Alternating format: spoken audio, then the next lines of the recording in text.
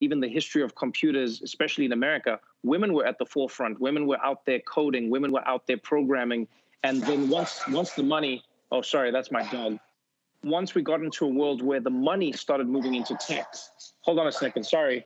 I love it. Buddy, it's okay. This has been the new joy of working from home.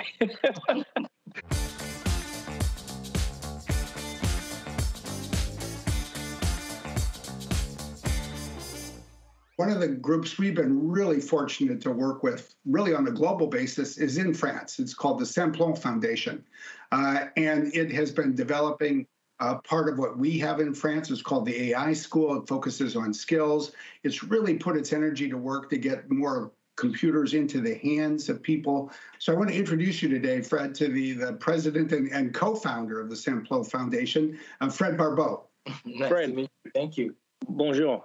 I hope I said that correctly. Yeah. Thank you so much for joining us today. And let's talk a little bit about what Simplon is doing right now. I mean, you've always been working with people to train them, and it's all about giving people free training to get them the expertise they need. But yeah, that's it. It's about converting digital skills mismatch into empowerment for underserved communities.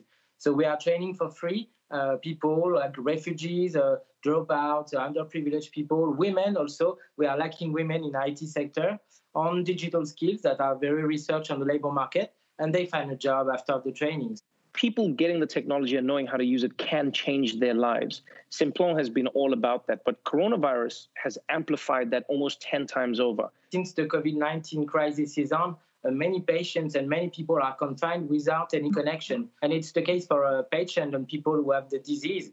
So we've been very shocked by this kind of things, because at an extreme point, you can die without saying hello and goodbye to your family. What are you doing now with COVID-19, and where do you think you've seen you need to work even harder to get people connected with the digital age? We launched this initiative with Microsoft in France to give some tablets and laptops to people in hospitals, and also focusing on very senior people who are in medical institutions, and they are very isolated.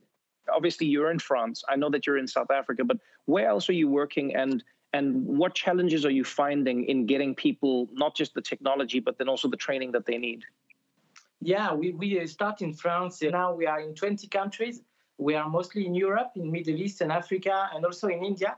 There are talented people everywhere that need digital skills. From Microsoft's side, what have you been doing with Simplon, and why did this organization stand out for you?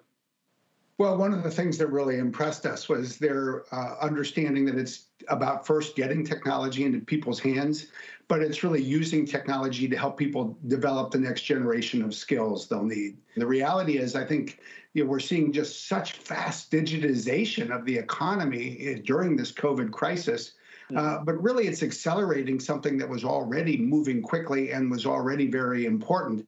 Yeah, and Fred, one thing that really struck me about what you were saying in terms of which communities you're going after was when you highlighted women.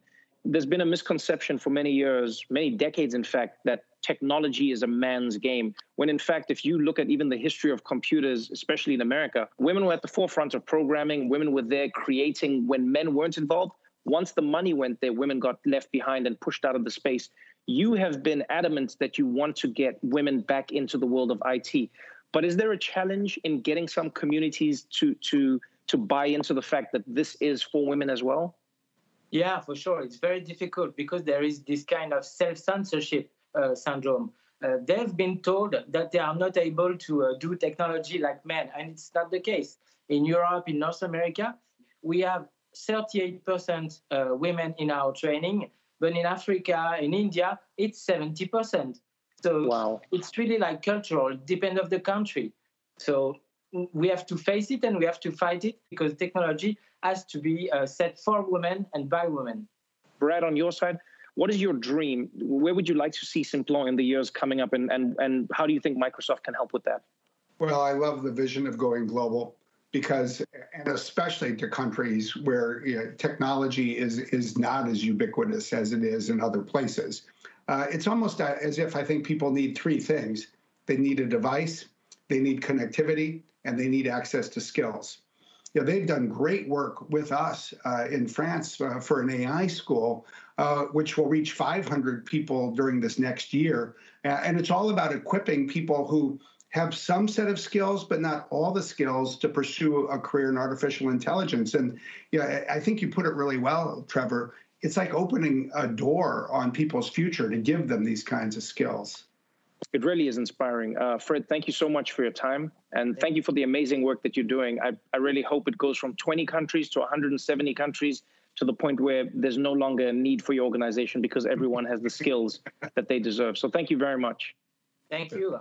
I look forward to seeing you in Paris someday. That'll be one of our testaments of success. Welcome. As soon as possible, I hope so.